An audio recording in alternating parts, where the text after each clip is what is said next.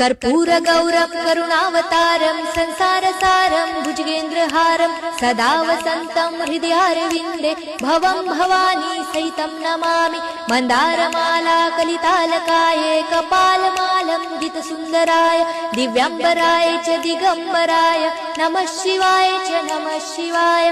घालीन लोटांगण वंदीन चरण डोळ्यांनी पाहिन रूप तुझे प्रेमे आलिंगन आनंदे पूजन भावे ओवाळीन म्हणे नमः। त्वमेव माता पिता त्वमेव बंधु सखा त्वमेव विद्या द्रविणं त्वमेव सर्वं मम देव कायेन वाचा मनसेन्द्रियर्वा बुद्ध्यात्मना वा प्रकृति स्वभावात् करोमि यज्ञं सकलं परस्मै नारायणायति समर्पयामि।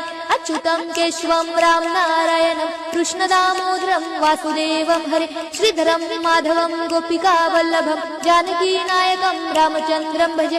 हरे राम राम राम हरे हरे हरे कृष्ण कृष्ण कृष्ण हरे हरे हरे राम राम राम हरे हरे हरे कृष्ण कृष्ण कृष्ण हरे हरे।